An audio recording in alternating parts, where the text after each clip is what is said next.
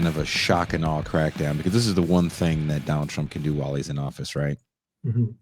Burn as much ICE budget money as possible on these senseless roundups that are going to cost way more money than they're worth, to needlessly detain people, some of which are U.S. citizens, some people that are literally waiting for their appointments. And for those that don't know, that can take 18 months for some people to get an appointment so you can apply for citizenship.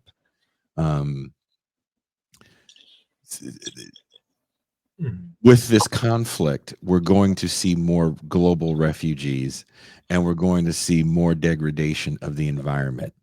Can you talk a little bit about why you think the important aspects of an anti-war movement need to be to link up with an environmental and an immigration movement, to try to get some strength in numbers, to talk about the totality of really what we're seeing? Mhm.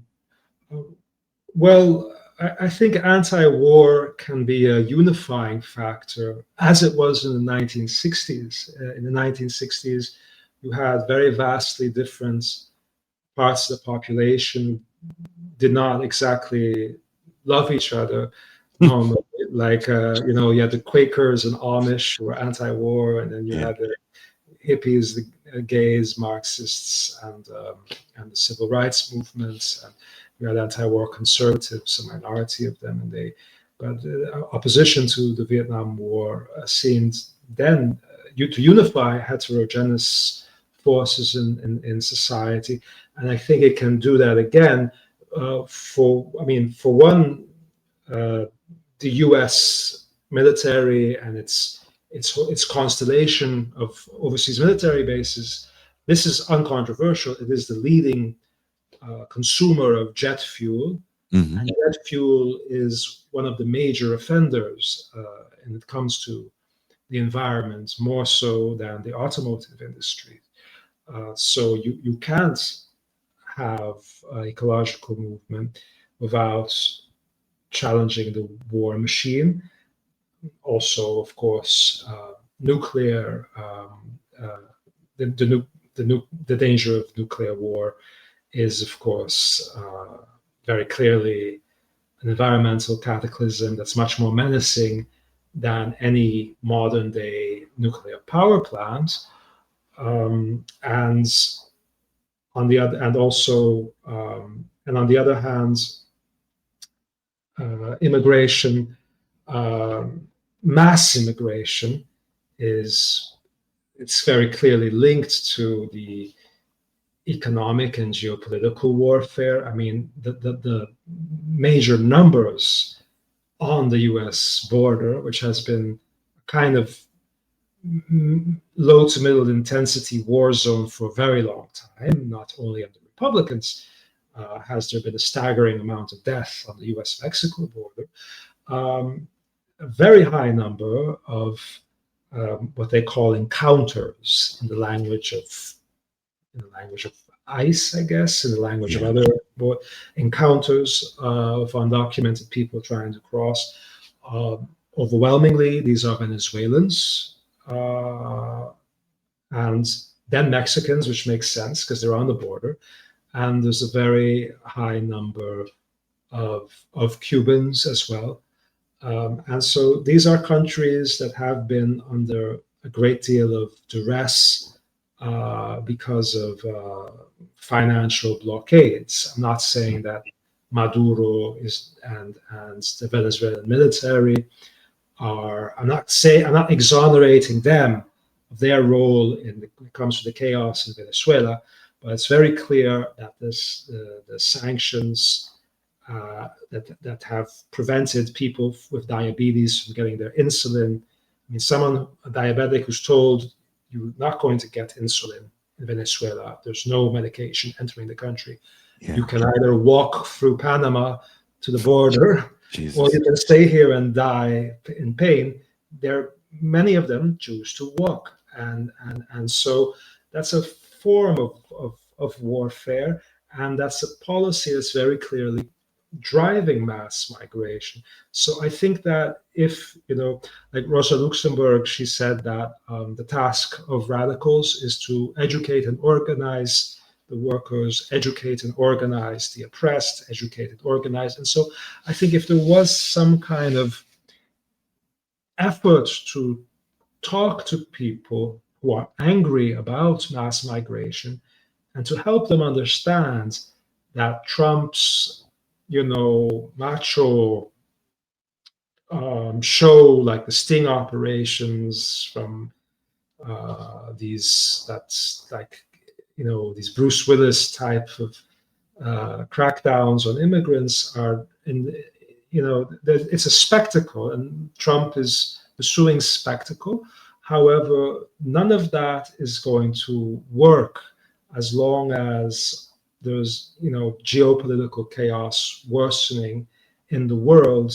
Borders are just not going to be respected, and I think that if there was some kind of educational effort, as in a popular educational uh, uh, program, to help people understand what are the real root causes of mass migration, uh, namely the geopolitical cataclysms, not in that language, but the wars, the food crisis caused by wars, the sanctions.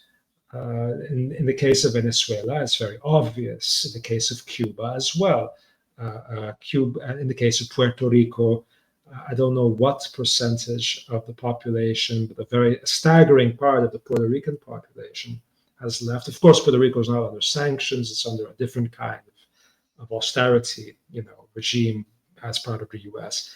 But Cuba is under a sanctions regime, and also the chaos created by its economy, which is by dollarization, but that's not war, of course. But there are elements that resemble, that are martial in a sense. For example, putting Cuba on the list of countries supporting terrorism is obviously that's a prelude to more aggressive actions. And I think that if people begin to understand that, the great exception being Israel, because in Israel before October 7th, Israelis never really noticed what are the economic consequences of being a country that's constantly at war. But being at war, just as in the Second World War, it was a time of scarcity where people were told to save on gasoline. There were these funny posters everywhere telling people to carpool, because if you don't save on gasoline by carpooling, then there's a poster saying, if you ride alone, you ride with Hitler in the Second World War. Uh, They need that in LA. Yeah, because they want. They need that sign in Los Angeles. It's very important. Yeah, because they want to encourage, because the war economy is naturally one of scarcity and saving, austerity. Austerity is the language of war. So if it were just made much more clear to people that their daily agonies, their frustration, and also phenomena like mass migration as well have something to do with war, uh, then it would give people a more interesting notion of something to do other than uh, these impulses to pursue immigrants, or which is more, I guess, the white working class, or not only the white working class, also Latinos and Asian Americans who vote for Trump want to deport their neighbor. But if there were more of a concerted effort to, I think an anti-war movement would also be a way to get more young people away from cancel culture, like, for example, the the people who try to throw paints on the Mona Lisa and a few other paintings on a Van Gogh painting Yeah. the Just Stop Oil campaign, which created more antipathy and hatred for the ecological movement. Do you think that that's too performative? Well, absolutely, yes. I mean, it's not. It's. I think um, it's not just too performative. It is. I don't know. It's a pathology. It's reactionary. Um, it is very.